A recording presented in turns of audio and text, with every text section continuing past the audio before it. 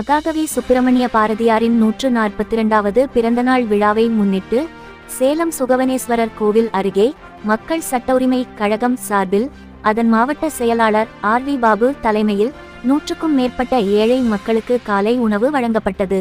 தமிழ்நாடு சத்துணவு ஊழியர் சங்கம் மேச்சேரி ஒன்றியம் சார்பில் சத்துணவு திட்டத்தில் பணிபுரியும் அமைப்பாளர்கள், சமையலர்கள், உதவியாளர்கள் 40 ஆண்டு கால கோரிக்கையை வலியுறுத்தி கவனஈர்ப்பு ஆர்ப்பாட்டம் மேச்சேரி ஒன்றிய அலுவலகம் அருகில் இன்று நடைபெற்றது. சேலம் ஆட்சியர் அலுவலக வளாகத்தில் தேசிய அளவிலான பாலியல் வன்முறைக்கு எதிரான பிரச்சார கையெழுத்து இயக்கம் இன்று தொடங்கப்பட்டது. இந்நிகழ்ச்சியில் 500க்கும் மேற்பட்ட மகளிர் சுய உதவி குழு பெண்கள் கலந்து கொண்டனர். சேலத்தில் இன்று நடைபெற்ற அதிமுக செயல்வீரர்கள் கூட்டத்தில் முன்னாள் அமைச்சர் ஆர்.பி. உதயகுமார் பேசினார். அப்போது திமுக என்ற தீய சக்தியை நெஞ்சில் இறுக்கத்துடன் எதிர்த்து பேசுகின்ற ஒரே இயக்கம் அதிமுக தான் என்று கூறினார். சேலம் மாவட்டம் தலைவாசல் ஒன்றிய குழு தலைவர் ராமசாமி இன்று நடைபெற்ற ஒன்றிய குழு கூட்டத்தில் பேசிய போது, இந்த 5 ஆண்டுகளில் 2 ஆண்டுகள் கொரோனா காலத்தில் சென்றது. மீதமுள்ள ஆண்டில் அதிகாரிகள் நமக்கு ஒத்துழைப்பு தரவில்லை.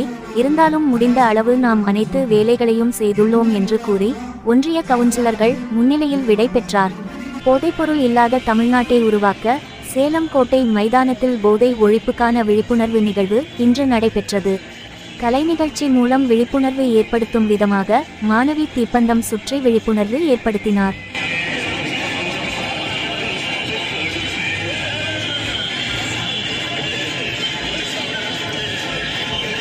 ஆத்தூர் நகராட்சி ஆணையர் சையது முஸ்தபா கமால் ஆலோசனைப்படி துப்புரவு அலுவலர் பழனிசாமி நகராட்சி அலுவலர்கள் இன்று ஆத்தூர் நகராட்சி பெரியார் சிலை பகுதியில் தடை செய்யப்பட்ட பிளாஸ்டிக் பொருட்கள் விற்பனை குறித்து ஆய்வு செய்தனர். தடை செய்யப்பட்ட பிளாஸ்டிக் பைகள், பிளாஸ்டிக் டம்ளர்கள் மற்றும் பேப்பர்கள் சுமார் 1 டன் அளவில் பறிமுதல் செய்யப்பட்டன. மத்திய அரசு வணிக நிறுவனங்களுக்கு விதித்துள்ள 18% GST வரியை ரத்து செய்ய வலியுறுத்தியும், சேலம் மாநகராட்சி வணிக நிறுவனங்களுக்கு விதித்துள்ள அதிகபட்சமான சொத்து வரியை ரத்து செய்ய வலியுறுத்தியும் சேலம் மாவட்ட வணிகர் சங்கம் சார்பில் கோட்டை மைதானத்தில் இன்று கண்டன ஆர்ப்பாட்டம் நடைபெற்றது.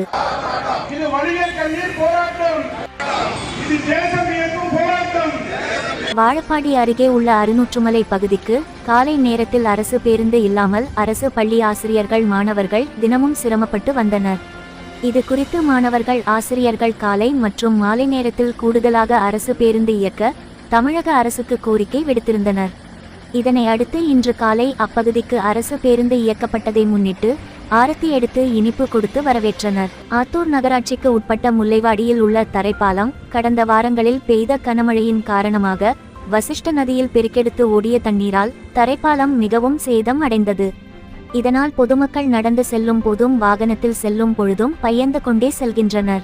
உடனடியாக தரைப்பாலத்தை சீர் செய்ய வேண்டும் என நகராட்சி ஆணையரிடம் பொதுமக்கள் புகார் அளித்துள்ளனர்.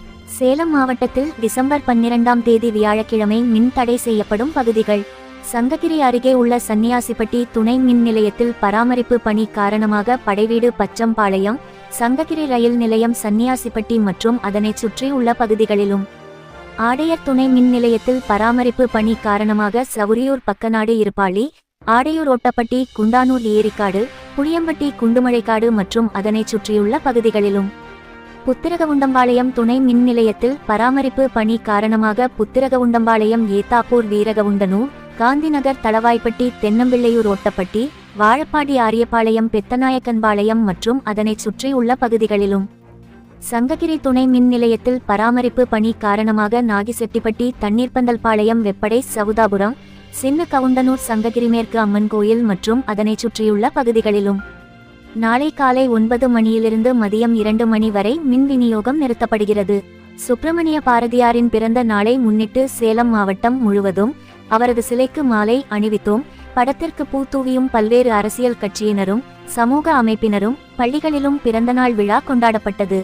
அயோத்தியாபட்டினம் டி. பெருமாபாளையம் ஊராட்சியில் 2வது வார்டு அண்ணாநகர் பகுதியில் புதிதாக அமைக்கப்பட்டுள்ள கழிப்பிட கட்டிடம் பொதுமக்கள் பயன்பாட்டுக்காக இன்று ஊராட்சி மன்ற தலைவர் மற்றும் மாநில செயற்குழு உறுப்பினர் சாமிநாதன் திறந்து வைத்தார்.